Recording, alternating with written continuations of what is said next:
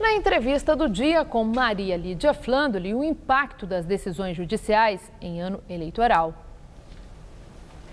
Entrevista o professor titular de Sociologia Jurídica e Sociologia do Judiciário na Faculdade de Direito da USP e também professor de Direito e Conjuntura Política e Econômica na Escola de Direito da Fundação Getúlio Vargas de São Paulo.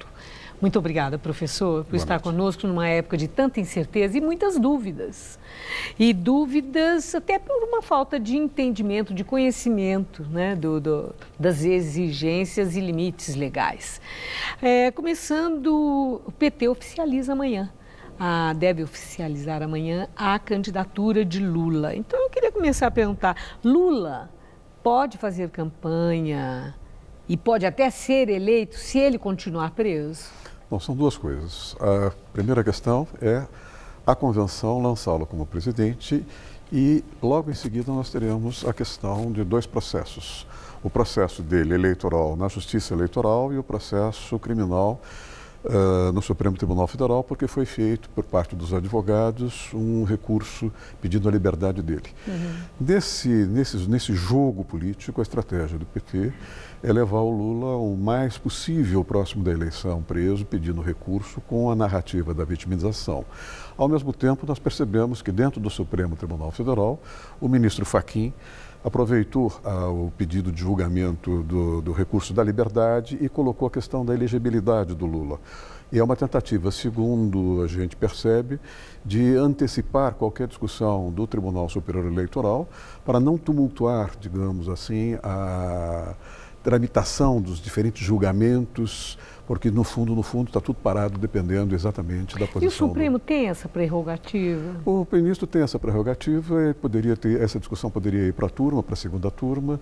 O ministro, que tem sido derrotado na segunda turma, pediu que vá ao plenário. E o PT, evidentemente, percebeu... Nas duas questões? Nas duas questões. Ele percebeu que a situação do plenário, a posição do Lula é mais fraca do que em relação à segunda turma e não quer discutir a questão da elegibilidade, quer discutir apenas a questão da libertação ou não, uma liberdade provisória ou não, porque pretende que essa discussão vá para o Tribunal Superior Eleitoral e, dependendo da decisão do Tribunal Superior Eleitoral, o caso pode ir ao Supremo. Quanto maior for a judicialização da campanha do PT, maior a possibilidade do Lula continuar fazendo o que está fazendo, pautando o debate político, ofuscando os demais candidatos. Ou seja, nós não temos um debate programático, mas nós temos um debate jurídico-político nos tribunais. Agora, eu quero fazer um parênteses aqui, porque o senhor falou em segunda turma, falou do plenário. Considerando o histórico do ministro que vai julgar, ainda mais nesse ano eleitoral, alguém que seja político, que tenha aí uma pretensão eleitoral. O fato, por esse histórico do ministro ter trabalhado para a pessoa, de ser amigo, de ser parente, isso constitui impedimento formal ou é uma questão de consciência, uma questão moral? Depende de caso a caso. Em princípio, haveria, do meu ponto de vista, a possibilidade de se justificar um pedido de impedimento. Mas nós estamos percebendo que isso, de alguma maneira, vem sendo relativizado. Vários ministros têm relação, ou tiveram relações políticas com candidatos, com políticos, a começar pelo próximo presidente do Supremo, que foi, inclusive, advogado do partido do presidente Lula.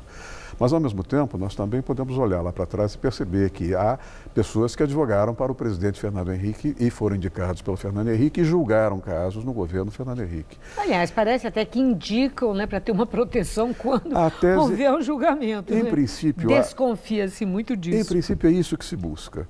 Mas, primeiro, há uma, vamos dizer, uma tradição, não só no Tribunal Brasileiro, no Supremo Tribunal Brasileiro, mas nos Supremos, nas Cortes Supremas, por exemplo, a americana, de que os ministros sejam indicados por esse ou por aquele partido, mas eles ganhem com o tempo uma certa independência. Eles se tornam homens de grande envergadura e são extremamente independentes daqueles que os indicaram. Recentemente, houve um debate sobre exatamente essa sua pergunta e nós podemos olhar que no passado nós tínhamos vários ministros do Supremo, vários ministros dos tribunais superiores que tinham sido parlamentares pelo UDN, pelo PTB, pelo PSD e tiveram uma atuação como ministros absolutamente impecável. Quer dizer, né, Não prevalece aí o meu passado me condena. Não sei o que acontecerá agora. Nesse momento, eu diria que nós podemos levantar uma indagação. Os ministros antigos eram pessoas muito competentes e emprestaram a sua biografia para o Supremo.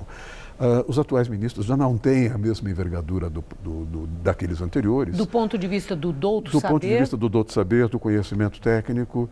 E recentemente vi na imprensa que uma jornalista do jornal Valor, Rosângela Bittar, disse que os atuais ministros estão em busca de uma biografia. No passado, eles emprestavam a sua biografia para o Supremo. Alguns hoje buscam essa biografia como ministro Supremo. Vamos ver como é que a coisa vai evoluir. Bom, fechando o nosso parêntese, voltando aí para aquela questão que comporta tanta indagação, que envolve esse personagem, o ex-presidente Lula. A Justiça tem, o Superior Tribunal Eleitoral, tem um prazo para decidir isso, que expira em 17 de setembro, faltando muito pouco tempo para a eleição. Muito pouco tempo para a eleição.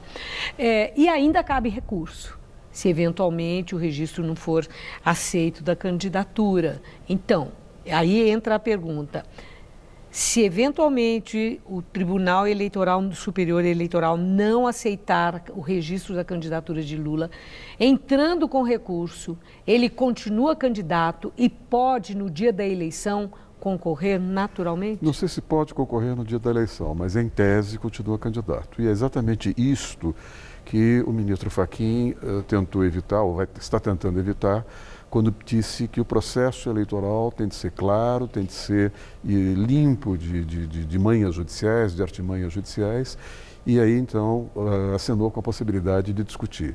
Nesse julgamento sobre a libertação do Lula, também a questão da elegibilidade, que é uma forma de queimar etapa, não é? E evitar que exatamente aconteça isto. O senhor vê perguntou. prejuízo do ponto de vista do direito, isso que o senhor chamou de queimar etapa, há possibilidade de algum tipo de prejuízo para o amplo direito à defesa?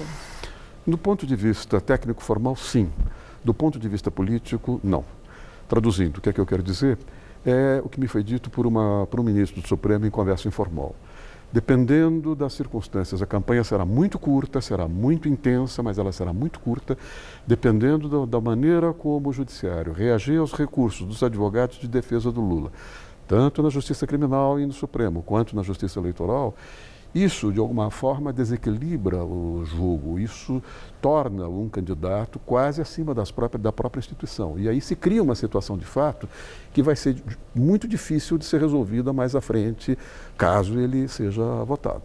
A última questão, professor. Maria Lídia, é que o ministro Fux, recentemente, no despacho, já quase que antecipou o voto, dizendo, olha, a candidatura dele é uma candidatura inviável pela lei da ficha limpa. Então, quando ele disse inelegibilidade chapada, é exatamente foi isso que ele quis dizer? Ele praticamente antecipou, não vou dizer que ele antecipou o voto, mas ele sinalizou que esse é o entendimento de vários ministros do Supremo.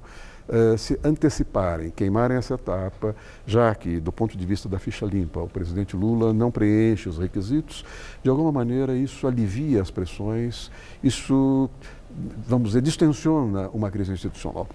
Professor, o senhor respondeu aquilo que eu iria perguntar sobre esse termo chapada e o que queria dizer. Muito obrigada por seus esclarecimentos. Uma boa noite. Boa noite.